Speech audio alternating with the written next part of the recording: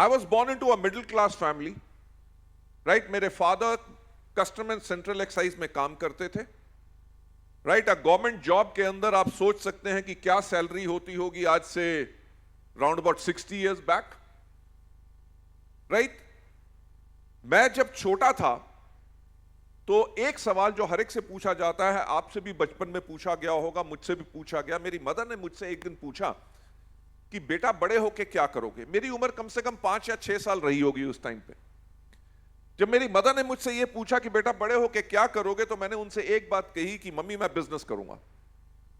आप एक चीज रियलाइज कर सकते हैं, आप छोटे बच्चों को शायद इतनी गहराई से देखते नहीं है, पर छोटे बच्चे जो है बहुत ज्यादा चीजें ऑब्जर्व करते हैं और बचपन से ही अपने थॉट प्रोसेस को बना लेते हैं। शायद मैंने भी उस उम्र के अंदर ये थॉट प्रोसेस क्यों बना लिया कि मैं बिजनेस करूंगा, बिकॉज मैंने एक चीज रियलाइज कर ली कि नौकरी जो लोग करते हैं वो एक अच्छा लाइफस्टाइल नहीं जी सकते। व्हाई? बिकॉज मुझे याद है कि जब मैं कुछ भी चीज मांगता था तो मेरे पेरेंट्स हमेशा एक बात कहते थे कि जब तनख्वाह आएगी अगले महीने तब लेके देंगे। आप में से कितने लोग हैं जो सैलरीड फैमिली से हैं, राइट? आप लोगों के साथ यही हुआ होगा और मेरे साथ भी ये हुआ। और 5 साल की उम्र में मैंने ये चीज तय कर ली कि मैं बिजनेस करूंगा। जब मैंने कहा कि मां मैं बिजनेस करूंगा, तो मेरी मां ने मुझे समझाने की कोशिश की। उन्होंने कहा देख बेटा ऐसा है कि बिजनेस करना हमारे खून में नहीं है। बिजनेस करना किनके खून में होता है? बिजनेस करना होता मारवाड़ी या बनिया, ये जो बिजनेस कम्युनिटी फैमिलीज हैं उनके खून के अंदर है। देख तेरे पापा नौकरी करते हैं, तेरे दादा ने नौकरी की, तेरे परदादा ने नौकरी की, हर एक ने नौकरी की, इसलिए बड़े होके तू क्या करना, तू भी नौकरी करना। अब मां के सामने कोई बोल तो नहीं सकता, मैंने भी नहीं कुछ बोला। कुछ समय आया गया हुआ, मैं और 4-5 साल का टाइम निकल गया। जो मेरे चाचा का बेटा था वो छोटा था मुझसे 3 साल, वो हमेशा कहता था कि मैं पायलट बनूंगा। मेरे कोई दोस्त कहते थे कि मैं इंजीनियर बनूंगा, कोई कहता था आर्मी में जाऊंगा, कोई कहता था पुलिस में जाऊंगा, और मैं हमेशा चुप रहता था। तो एक दिन मेरी मदर ने फिर मेरे से पूछा, लगभग 10 साल का होऊंगा, उन्होंने कहा बेटा देख बाकी सब कहते हैं कि ये करेंगे वो करेंगे, बड़े होके तू क्या करेगा? तो मैंने अपनी मदर को एक बात कही कि मां मैं बड़े होके मैंने आपको बताया है कि मैं बड़े होके बिजनेस करूंगा। तो मां मदर रियली गॉट कंफ्यूज्ड और परेशान होगी। उन्होंने मुझे फिर समझाने की कोशिश की। मैं आप लोगों से एक बात कहना चाहूंगा कि जो लोग जिनसे आप प्यार करते हैं ना, उनसे हमेशा सावधान रहा करो। You know why? क्योंकि वो ये नहीं चाहते कि आप सफल हो, राइट? कभी किसी वाइफ ने अपने हस्बैंड को नहीं कहा कि निकम्मे तू कुछ काम नहीं करता, जा और मेहनत कर और ज्यादा पैसा कमा के ला। वाइफ तो हमेशा यही कहेगी कि आपको कुछ ना हो, राइट? मेरी उम्र भी तुम्हें लग जाए, राइट? इतने पैसे का क्या करेंगे, पैसा खाएंगे थोड़ी, जो कमा के लाओगे 2 रोटी सूखी हम खा लिया करेंगे। पॉइंट ये है कि मेजॉरिटी हमारे लोग जो हमें प्यार करते हैं वो हमें इनकरेज नहीं करते, हमेशा हमें रोकने की कोशिश करते हैं।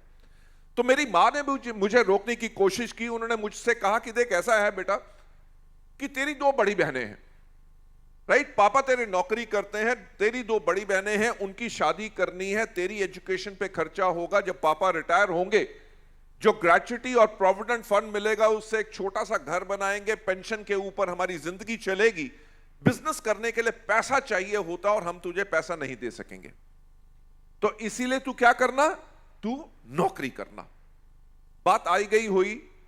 जब मैं 10th में पहुंचा तो मेरी मदर ने मुझसे फिर पूछा कि बेटा ये बहुत इंपॉर्टेंट ईयर है, आपने क्या सोचा है कि इसके बाद आप डॉक्टर, इंजीनियर या कौन सी लाइन लेना चाहोगे, उसके बारे में आपने कुछ सोचा है?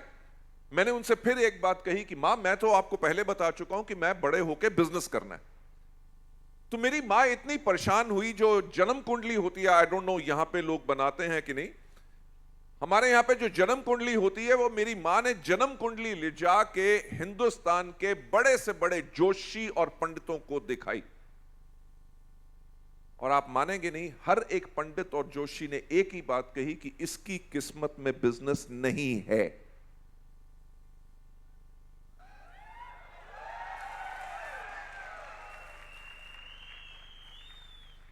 जितने नए लोग हैं उनके लिए कहानी थी, क्योंकि पुराने वाले लोग इस कहानी को सुन चुके हैं।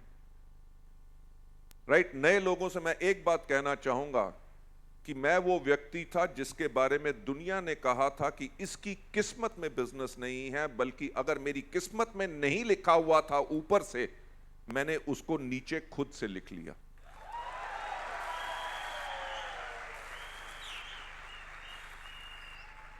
और जितने आप लोग आज नए हैं, मैं आप लोगों से यही कहना चाहूंगा कि ये वेस्टीज और ये entire family millionaires world wide, ये एंटायर परिवार इसलिए क्रिएट हुआ है कि अगर आपकी किस्मत में ऊपर से बिजनेस नहीं लिखा हुआ, नीचे से आप खुद लिख लो।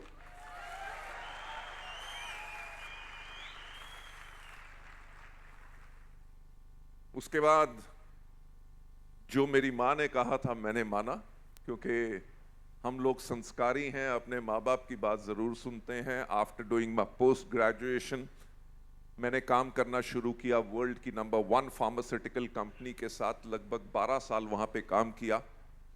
12 साल काम करने के बाद एक प्रोफेशनल एक्सपर्टीज लिया कि कंपनीज को चलाया कैसे जाता है, कंपनीज को बनाया कैसे जाता है। कोई भी व्यक्ति कभी कंपनी से बड़ा नहीं हो सकता। कंपनी को उस प्रकार से बनाओ ताकि आप इस दुनिया में रहो ना रहो, बल्कि कंपनी आगे बढ़ती रहे और लोगों का भला करती रहे। उस एंटायर सोच के साथ जब 1996 में डायरेक्ट सेलिंग इंडिया में शुरू हुई, तो मैं उस कंपनी का हिस्सा बना जो 1996 में जिसने डायरेक्ट सेलिंग कंपनी शुरू की। जब मैं उस समय आया, आप मानोगे नहीं कि तब डायरेक्ट सेलिंग के बारे में कोई नहीं जानता था। यह सिस्टम सफल होगा कि नहीं, लोग कमाएंगे कि नहीं, किसी को कोई विश्वास नहीं था। राइट? आप मानोगे नहीं कि मैं लोगों को जब दिखाता था कि आप 3 से लेकर 5 साल इसमें अगर काम करो तो आपकी आमदनी 2 से लेकर 2.5 लाख रुपया होगी। लोगों को विश्वास हो ना हो, मुझे खुद विश्वास नहीं था, क्योंकि तब मेरी तनख्वाह 18,000 रुपए थी। At that kind of a time, जब कोई इसका मार्केटिंग प्लान दिखाना नहीं जानता था, कोई प्रोडक्ट की डेमोन्स्ट्रेशन नहीं जानता था, कोई टीम्स बनाना नहीं जानता था, लगभग 3 साल लगातार पूरे इंडिया में ट्रैवल कर करके 1-to-1 होम मीटिंग्स कर करके मैंने इस इंडस्ट्री के अंदर लोगों की टीम्स को बिल्ड किया, उनको कोच किया, उनको मेंटर किया और लोगों को सफल बनाया। किसी कारणवश उस कंपनी को मैंने छोड़ा, एक कंपनी के अंदर वाइस प्रेसिडेंट बन के गया, उसके अंदर थोड़ी देर काम किया, उसको छोड़ा, फिर एक कंपनी का चीफ एग्जीक्यूटिव ऑफिसर बना और 2004 के अंदर उस कंपनी को छोड़ दिया। You know why?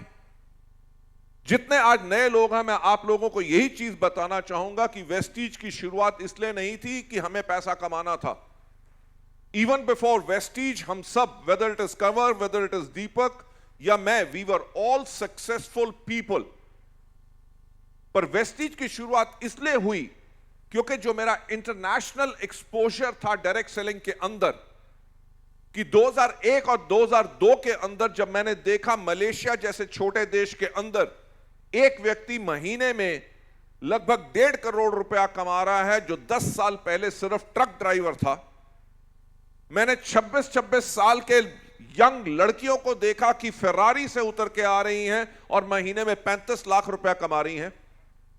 मैंने देखा कि एमबीएस और इंजीनियर्स जो मल्टीनेशनल कॉर्पोरेशंस में काम कर रहे हैं, उन्होंने अपनी नौकरी छोड़ के फुल टाइम नेटवर्क मार्केटिंग कर रहे हैं। तो एक सवाल खड़ा हुआ, जब दुनिया भर में इस इंडस्ट्री को इतनी इज्जत और सम्मान मिल सकता है तो इंडिया में क्यों नहीं है?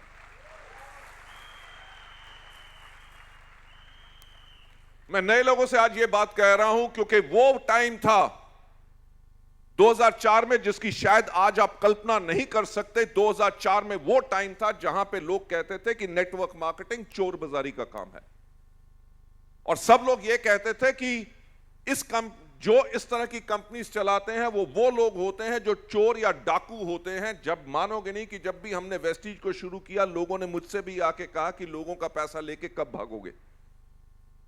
तो ये मत सोचना कि आज आप डायरेक्ट सेलिंग कर रहे हो और आपके ऊपर लोग कहते हैं कि क्या फालतू का काम कर लिया। ये उंगलियां मुझ पे भी उठाई गई थी, पर पॉइंट ये था क्योंकि दुनिया भर में जहां मैं देख चुका था कि इस इंडस्ट्री के लोगों को इतनी रिस्पेक्ट मिलती है, इतनी इज्जत मानी जाती है। दुनिया की टॉप कंपनीज नेटवर्क मार्केटिंग के लीडर्स को एज अ मोटिवेशनल स्पीकर बुलाती हैं। इतनी रिस्पेक्ट जब होती है तो एक सवाल खड़ा हुआ, इंडिया में क्यों नहीं है? तो फिर सोचा कि कब तक दूसरों के ऊपर उंगलियां उठाएंगे, उसने नहीं किया, उसने नहीं किया, क्यों ना अपने ऊपर उंगली उठाएं और एक इस तरह का परिवार बनाएं जो आगे किसी ने कभी ना बनाया हो। लेडीज जेंटलमैन, वेस्टीज की शुरुआत इस कारण से हुई थी, अपनी सफलता के लिए नहीं, बल्कि उसका विजन जो हमने उस टाइम पे भी देखा था, जो आज के दिन पे भी है और हमेशा रहेगा, वो यही है, to help people live a life of economic independence and that too on their own terms.